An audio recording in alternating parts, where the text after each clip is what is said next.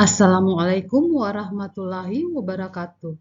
Saya Rika Ernita Mekuwo, peserta pelatihan kompetensi PPK-TPC model MOOC Batch 1 tahun 2024. Untuk pertemuan kita kali ini, saya akan membahas terkait modul perencanaan PBJP level 2. Ada 3 topik yang akan kita bahas. Pertama, penyusunan spesifikasi KAK. Yang kedua, identifikasi kebutuhan. Yang ketiga, penyusunan harga perkiraan sendiri.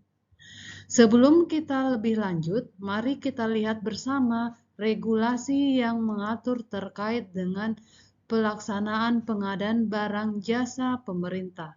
Ada 3 regulasi yang mendasari. Yang pertama adalah Perpres nomor 16 tahun 2018, kemudian diubah melalui Perpres nomor 12 tahun 2021. Yang kedua adalah Peraturan LKPP nomor 11 tahun 2021. Yang ketiga adalah Peraturan LKPP nomor 12 tahun 2021. Nah, sahabat, spesifikasi itu apa? KAK itu apa? Spesifikasi adalah suatu uraian terperinci mengenai persyaratan kinerja barang, jasa, atau pekerjaan seperti kualitas material, metode kerja, dan standar kualitas pekerjaan, dan lain-lain yang harus disediakan oleh penyedia. KAK adalah uraian kegiatan yang akan dilakukan meliputi latar belakang, maksud, tujuan, sumber pendanaan, serta jumlah tenaga yang diperlukan. Tujuan penyusunan spesifikasi teknis atau KAK itu sendiri ada 2. Yang pertama sebagai sumber informasi pengajuan penawaran, yang kedua adalah evaluasi atas penawaran. Penyusunan spesifikasi teknis atau KAK harus memperhatikan 4 hal pokok sebagai berikut. Yang pertama, menggunakan produk dalam negeri. Yang kedua, menggunakan produk bersertifikat SNI. Yang ketiga, produk usaha mikro dan kecil serta koperasi dari hasil produksi dalam negeri. Dan yang keempat adalah memaksimalkan penggunaan produksi industri hijau. Spesifikasi teknis dan KAK. Spesifikasi teknis itu digunakan dalam pengadaan barang, pengadaan pekerjaan konstruksi, dan pekerjaan jasa lainnya. Sementara KAK atau kerangka acuan kerja itu digunakan untuk pekerjaan pengadaan jasa konsultansi.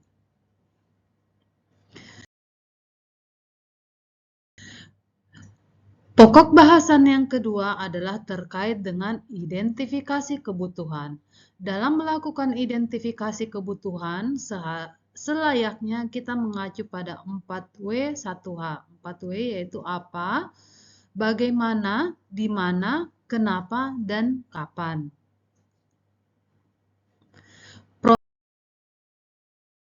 Proses penyusunan spesifikasi dimulai dengan mendefinisikan atau mengidentifikasikan kebutuhan, kemudian mengumpulkan seluruh persyaratan dan mengidentifikasi semua pihak.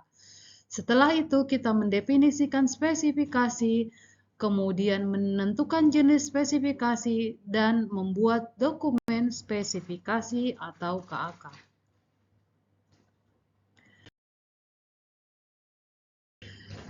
Spesifikasi barang dan jasa digambarkan dalam alur seperti ini. Untuk spesifikasi pengadaan barang jasa itu dia output, kemudian untuk jasa yaitu terdiri dari 3 bisnis proses yaitu input, proses, dan output.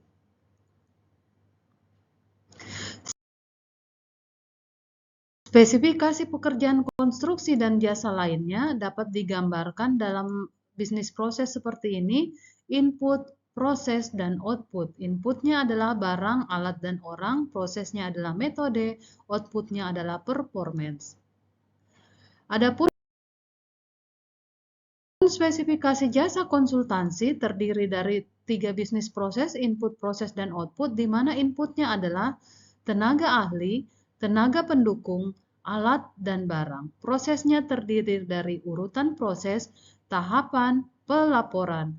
Sementara proses outputnya adalah laporan akhir, hasil pengujian, gambar detail, dan RAB. Isi KAK penyedia jasa konsultasi terdiri dari 4 garis besar. Yang pertama yaitu uraian pekerjaan, yang kedua waktu pelaksanaan, yang ketiga adalah spesifikasi teknis jasa konsultansi, dan yang keempat adalah biaya. Dari keempat uraian besar isi KAK penyedia jasa konsultansi dapat kita uraikan sebagai berikut. Untuk uraian pekerjaan yang akan dilaksanakan terdiri dari latar belakang, maksud dan tujuan, lokasi pekerjaan, dan produk yang dihasilkan atau output. Untuk bab waktu pelaksanaan, yaitu waktu pelaksanaan yang diperlukan untuk menyelesaikan pekerjaan dan memperhatikan batas akhir efektif tahun anggaran. Spesifikasi teknis jasa konsultansi terdiri dari kompetensi tenaga ahli, kompetensi badan usaha apabila penyedianya badan usaha, dan standar biaya yaitu sumber pendanaan dan total perkiraan biaya pekerjaan. Untuk pokok bahasan yang ketiga, yaitu penyusunan HPS. Sebelumnya kita bahas dulu apa itu HPS. HPS atau harga perkiraan sendiri yang selanjutnya disingkat HPS adalah perkiraan harga barang atau jasa yang ditetapkan oleh PPK yang telah memperhitungkan biaya tidak langsung, keuntungan, dan pajak pertambahan nilai. Ketentuan umum dalam penyusunan HPS. Yang pertama, HPS disusun berdasarkan keahlian dan menggunakan data yang dapat dipertanggungjawabkan. Yang kedua, nilai HPS bersifat tidak rahasia. Yang ketiga, HPS disusun paling lama 28 hari kerja sebelum batas akhir pemasukan penawaran untuk proses pasca kualifikasi atau pemasukan kualifikasi untuk proses prakualifikasi. Yang keempat, rincian HPS bersifat rahasia. Yang kelima, HPS bukan sebagai dasar untuk menentukan besaran kerugian negara. Kemudian HPS dikecualikan untuk pagu di bawah 10 juta atau yang menggunakan metode e-purchasing dan pekerjaan terintegrasi lainnya. Kegunaan HPS terdiri dari 3. Yang pertama yaitu untuk menilai kewajaran penawaran harga. Yang kedua, menetapkan batas tertinggi penawaran. Yang ketiga, menetapkan besaran jaminan pelaksanaan. Nah, sumber informasi HPS bisa dibaca seperti ini, mulai dari harga pasar setempat, kemudian informasi dari kontrak yang sedang berjalan atau kontrak tahun sebelumnya, dan informasi dari lainnya yang dapat dipertanggungjawabkan. Metode perhitungan HPS seperti ini, menghitung HPS barang jasa yang sudah tersedia di pasar atau menghitung HPS barang jasa yang melalui proses produksi. Metodenya sudah banyak. Seperti ini. Untuk penghitungan HPS jasa konsultansi yaitu metode perhitungannya berbasis biaya, kemudian metode perhitungan berbasis pasar, dan metode perhitungan berbasis keahlian. Nah, di sini saya akan memberikan satu contoh, yaitu terkait dengan penyusunan HPS pengadaan jasa catering, jamuan rapat kegiatan penyuluhan, pencegahan stunting pada ibu hamil yang akan dilaksanakan oleh Dinas Kesehatan di Kota X. Langkah-langkah menyusun HPS, harga perkiraan sendiri, adalah mengacu kepada harga SHSH, kemudian harga yang ditetapkan oleh gubernur, dan harga survei dari pasar-pasar setempat.